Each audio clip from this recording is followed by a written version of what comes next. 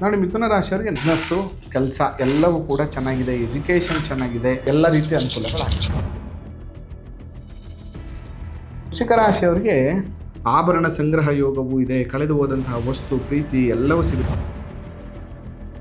ಕರ್ಕಾಟಕ ರಾಶಿಯವರಿಗೆ ವಾರ ಅಷ್ಟೊಂದು ಪಾಸಿಟಿವ್ ಇಲ್ಲ. ನೀವು ಮಾಡಬೇಕಾಗಿರುವಂಥದ್ದು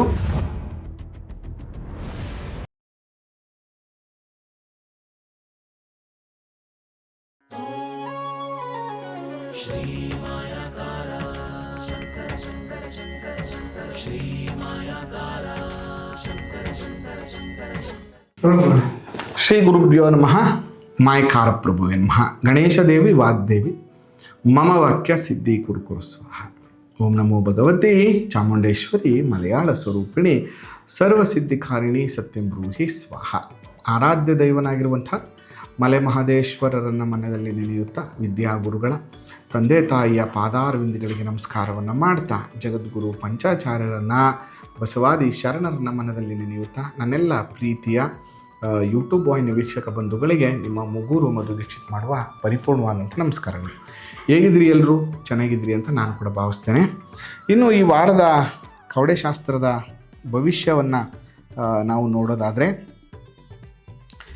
ಜುಲೈ 12ನೇ ತಾರೀಕಿಂದ ಜುಲೈ 18ನೇ ತಾರೀಕುವರೆಗೆ ಶ್ರೀ ಶಕೆ 1948ನೇ ಪರಾಭವ ನಾಮ ಸಂವತ್ಸರ ದಕ್ಷಿಣಾಯನ ಗ್ರೀಷ್ಮ ಋತು, ನಿಜಜ್ಯೇಷ್ಠ ಮಾಸ ಮತ್ತು ಆಷಾಢ ಮಾಸ ಎರಡೂ ಕೂಡ ಇರುವಂಥದ್ದು. ನಿಜಜ್ಯೇಷ್ಠದ ಕೃಷ್ಣ ಪಕ್ಷ,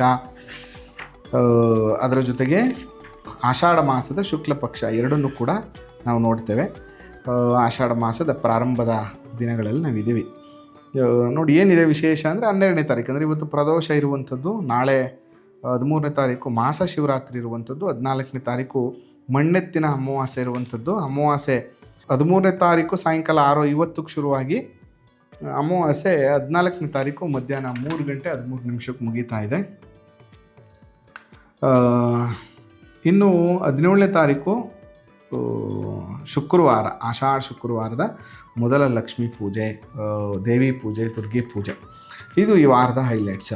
ಇನ್ನು ಮೊದಲನೇದಾಗಿ ಮೇಷರಾಶಿಯವರಿಗೆ ಹೇಗಿದೆ ಅಂತ ನೋಡೋಣ.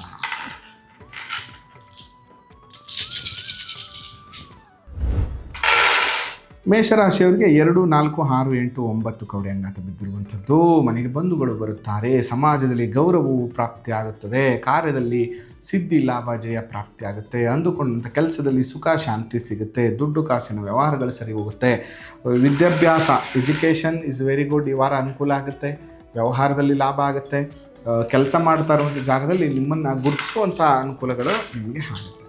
ಇನ್ನು ವೃಷಭ ರಾಶಿಯವರಿಗೆ ಹೇಗಿದೆ ಅಂತ ನೋಡೋಣ. ನೋಡಿ, ವೃಷಭ ರಾಶಿಯವರಿಗೆ 2, 4 ಕವಡೆ ಅಂಗಾತ ಬಿದ್ದಿರುವಂಥದ್ದು. ಕಾರ್ಯಗಳು, ಕಷ್ಟದಿಂದ ಕಾರ್ಯಗಳು ನೆರವೇರುವಂಥದ್ದು.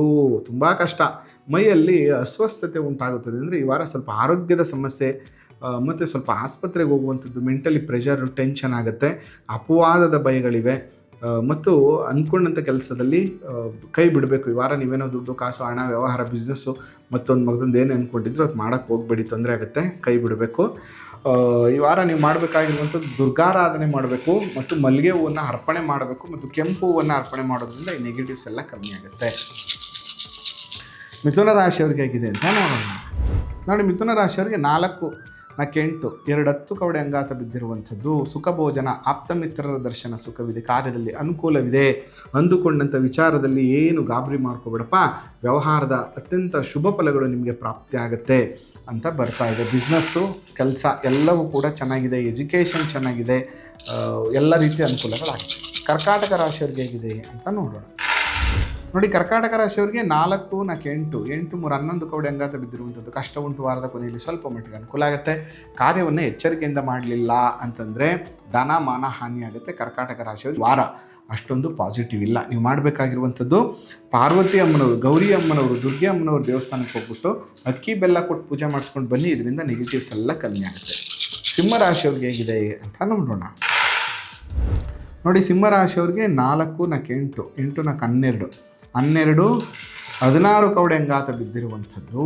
ಸಿಂಹರಾಶಿಯವರಿಗೆ 16 ಕವಡೆ ಹೇಳ್ತಾ ಇದೆ, ಈ ವಾರ ನಿನಗೆ ಚೆನ್ನಾಗಿಲ್ಲಪ್ಪ, ಉಂಬತನ ಬೇಡ, ಅಹಂಕಾರ ಬೇಡ, ಅಪವಾದ ಭಯ ಇದೆ, ಆಪ್ತೇಷ್ಟರಗಳ ಜೊತೆ ಒಂದಷ್ಟು ಕಲಹ, ಕುಟುಂಬದವ್ರ ಜೊತೆ ಒಂದಷ್ಟು ಕಲಹ ಆಗುತ್ತೆ, ಮೋಸ ಹೋಗ್ತೀಯ, ಅಧಿಕಾರಿಗಳಿಂದ ತೊಂದರೆ ಆಗುತ್ತೆ, ಕೆಲಸ ಮಾಡುವಂಥ ಜಾಗದಲ್ಲಿ ಪ್ರಾಬ್ಲಮ್ ಆಗುತ್ತೆ ಅಂತ ಬರ್ತಾ ಇದೆ.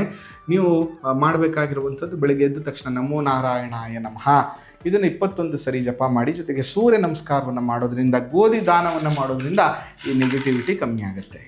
ಇನ್ನು ಕನ್ಯಾ ರಾಶಿಯವ್ರಿಗೆ ಹೇಗಿದೆ ಅಂತ ನೋಡೋಣ. ನೋಡಿ, ಕನ್ಯಾ ರಾಶಿಯವ್ರಿಗೆ ಹೇಗಿದೆ, 4 8 8 2 10 ಕವಡೆ ಅಂಗಾತ ಬಿದ್ದಿರುವಂಥದ್ದು. 10 ಕವಡೆ ಹೇಳ್ತಾ ಇದೆ ಸುಖ ಭೋಜನ, ಆಪ್ತಮಿತ್ರರ ದರ್ಶನ, ಕಾರ್ಯದಲ್ಲಿ ಅನುಕೂಲ, ಅಂದುಕೊಂಡಂಥ ವಿಚಾರದೆಲ್ಲದರಲ್ಲೂ ಕೂಡ ಯಶಸ್ಸು ನಿನಗೆ ಪ್ರಾಪ್ತಿಯಾಗುತ್ತೆ, ವ್ಯವಹಾರದಲ್ಲಿ ಅಭಿವೃದ್ಧಿ ಕಾಣುತ್ತೆ ಅಂತ ಹೇಳ್ತಾ ಇದ್ದಾರೆ. ತುಲಾ ರಾಶಿಯವ್ರಿಗೆ ಹೇಗಿದೆ ಅಂತ ನೋಡೋಣ.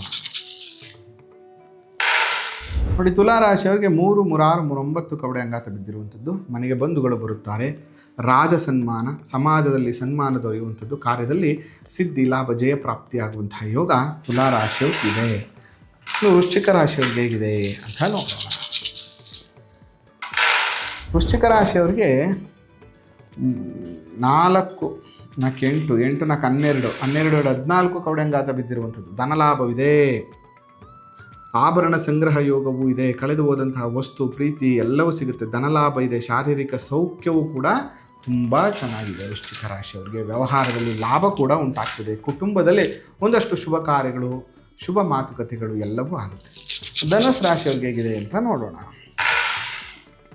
ಧನುಸ್ ರಾಶಿಯವರಿಗೆ 2 4 5 ಕವಡೆ ಅಂಗಾತ ಬಿದ್ದಿರುವಂಥದ್ದು.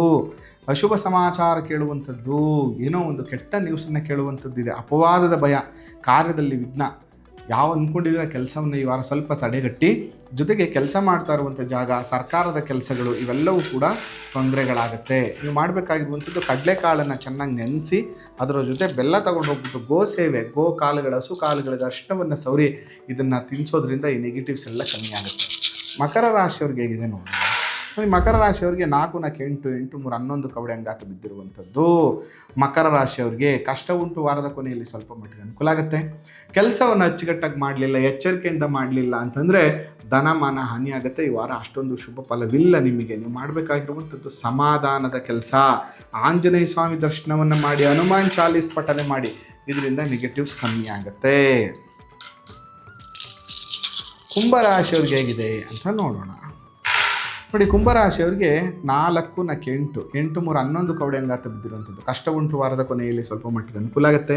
ಕಾರ್ಯವನ್ನು ಎಚ್ಚರಿಕೆಯಿಂದ ಮಾಡಲಿಲ್ಲ ಅಂದರೆ ತುಂಬ ತೊಂದರೆಯಲ್ಲಿ ಸಿಕ್ಕಾಕೋತೀರ. ಈ ವಾರ ನಿಮಗೆ ಚೆನ್ನಾಗಿಲ್ಲ. ಅರಳಿ ವೃಕ್ಷ ಪ್ರದಕ್ಷಿಣೆ ಮಾಡಿ, ಸಾಸಿವೆ ಎಣ್ಣೆ ದೀಪವನ್ನು ಹಚ್ಚಿಟ್ಟು, ಅದರ ಜೊತೆಗೆ ಶನೇಶ್ವರ ಸ್ವಾಮಿ ದರ್ಶನವನ್ನು ಮಾಡಿ, ಎಳ್ಳೆಣ್ಣೆ ದಾನವನ್ನು ಮಾಡಿ, ಇದರಿಂದ ಈ ವಾರ ಸ್ವಲ್ಪ ಕಡಿಮೆ ಆಗುತ್ತೆ ನೆಗೆಟಿವ್ಸ್. ಮೀನರಾಶಿಯವ್ರಿಗೆ ಹೇಗಿದೆ ಅಂತ ನೋಡೋಣ. ನೋಡಿ, ಮೀನರಾಶಿಯವ್ರಿಗೆ 4 8 8 3 11 ಕವಡೆ ಅಂಗಾತ ಬಿದ್ದಿರುವಂಥದ್ದು. ಕಷ್ಟ ಉಂಟು, ವಾರದ ಕೊನೆಯಲ್ಲಿ ಸ್ವಲ್ಪ ಅನುಕೂಲ ಆಗುತ್ತೆ.